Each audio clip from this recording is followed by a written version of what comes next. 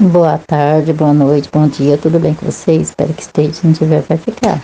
Para a glória de Deus. Dr. Hart narra sua experiência missionária com tribo de Java, próximo à Indonésia. Entre os aborígenes daquela região, enganar o próximo era considerado uma grande virtude.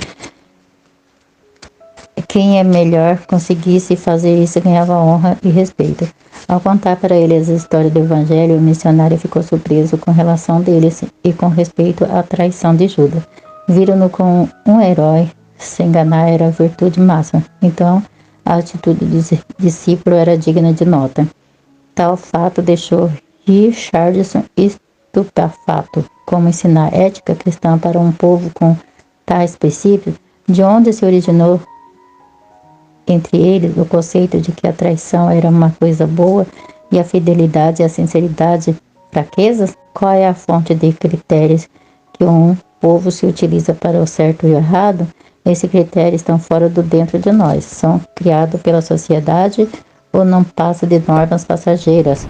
Quebrar um certo princípio é uma questão de escolha, ou sempre que fizermos as consequências são irrevogáveis. Todas as éticas são válidas, todas as fontes que geram conceito ético são igualmente válidas, ou devem ser desconfiadas das mesmas.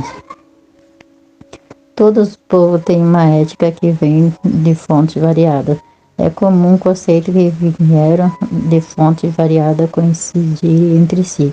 Esse fato corrobora com a ideal de que certas normas éticas são válidas para todo tempo e épocas. Como um olhar geral sobre o assunto, poderíamos citar alguns elementos que funcionam geralmente como geradores de conceitos éticos e morais. A tradição. Quando nascemos em uma sociedade, encontramos cercado por determinado juízo de valores. Tomamos as coisas como certas ou erradas, porque isso já vem sendo feito há gerações. Desta forma, as noções de bom ou mal acabam sendo culturais. A poligamia, por exemplo, é uma aceita na sociedade islâmica como algo normal, desde que haja fidelidade com as esposas. No Ocidente, a poligamia é uma distorção do casamento, um padrão que pode ser definido como imoral. Aqui a tradição forneceu o padrão para as escolhas.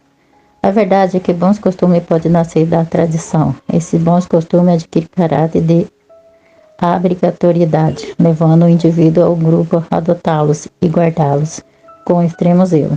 Isso sempre foi comum em todas as histórias. Mesmo na Babilônia Sagrada encontramos belos exemplos, como por exemplo o dos recabistas, narrado no livro de Jeremias, que diz: palavra que do Senhor veio a Jeremias nos dias de Joaquim, filho de Joasias, rei de Judá, dizendo: vai à casa do reabitas e fala com eles, e leva-os à casa do Senhor, a uma das câmaras, e dá-lhes vinho a beber. Então tomei a Zaranias, filho de Jeremias, filho de Amazias, e os seus irmãos, e a todos os seus filhos, em toda a casa do reacabita, e levei à casa do Senhor, a câmara do filho de Anã, filho de Gidália, homem de Deus, que está junto à câmara dos príncipes, que está sobre a câmara de Maísia, filho de Salom, guarda o vestíbulo, e pus diante dos filhos da casa do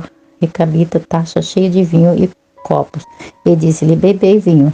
Mas eles disseram: não bebemos vinho, porque Jonadab, filho de Racabe, nosso pai, nos mandou dizendo: nunca bebereis vinho, nem vós, nem vossos filhos. Não edificarei a casa, nem semearei semente, não plantarei, nem possuirei a vinha alguma, mas habitareis em tenda todos os vossos dias, para que vivais muitos dias sobre a face da terra, em que vós andei peregrino, obedecendo, pois, a voz de Jonadab, filho de Recabe, nosso pai, em tudo quanto nos ordenou, e de maneira que não bebemos vinho em todos os nossos dias, nem nós, nem nossas mulheres, nem nossos filhos, nem nossas filhas, nem edificamos casa para nossa habitação, nem temos vinhas, nem campo, nem semente, mas habitamos em tendas.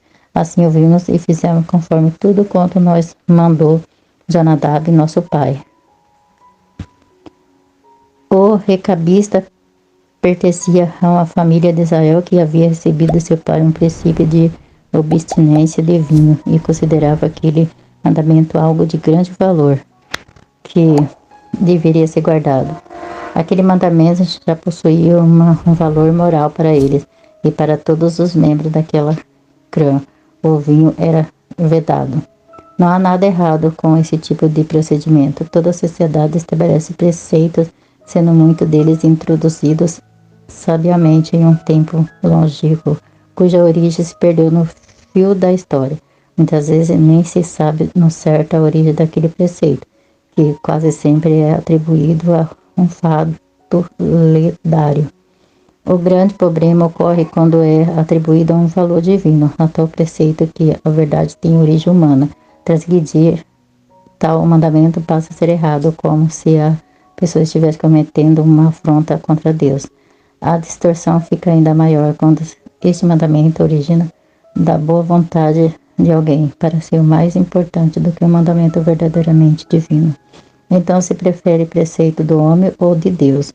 Foi este o tipo de atitude ética que Jesus criticou nos fariseus, que haviam colocado a lei oral acima dos mandamentos do próprio Deus. E reuniram-se em volta deles os fariseus e alguns dos escribas que tinham vindo de Jerusalém. E vendo que alguns dos seus discípulos comiam pão com as mãos impuras, isso é, por lavar, os repreendiam, porque os fariseus e todos os judeus, conservando a tradição dos antigos, não comem nem lavam a mão. Muitas vezes, quando voltam do mercado, se não lavarem, não comem. E muitas outras coisas há que recebemos para observar, como lavar o copo, a jarra, e os vasos de metal e as camas. Depois perguntaram-lhe aos fariseus e aos escribas, por que não andam com seus discípulos conforme a tradição dos antigos, mas comem com as mãos por lavar? E ele respondendo disse-lhe, bem profetizou Isaías acerca de vós, hipócrita, como está escrito, esse povo honra-me com os lábios, mas seu coração está longe de mim.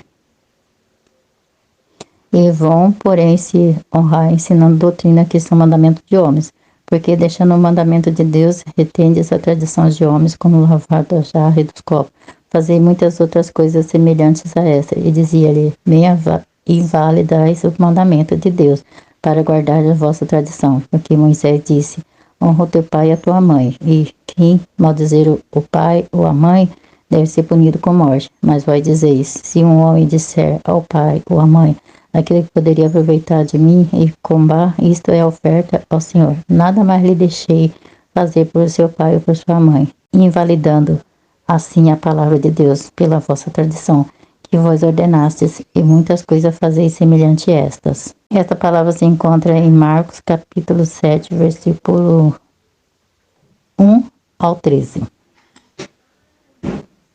Oremos. Pai amado, Pai misericordioso, grande Deus, Pai, abençoa, meu Pai, essas pessoas, Senhor Deus, ajuda elas no que elas precisam, no que elas necessitam, Senhor. Pai, abençoa esse Brasil, abençoa, Senhor Deus, meu Pai, em nome de Jesus, esse governo, abençoa os hospitais, Senhor Deus, meu Pai, abençoa, Senhor, os médicos, meu Pai, aqueles que estão doentes, aqueles que estão enfermos, Senhor. Pai, ajuda as crianças, Senhor Deus, meu Pai, os adolescentes, Senhor, abençoa, Senhor Deus, meu Pai, todo, meu Pai, o ser que respira, que eu te peço, te agradeço. Em nome de Jesus, fique todos na paz do Senhor Jesus.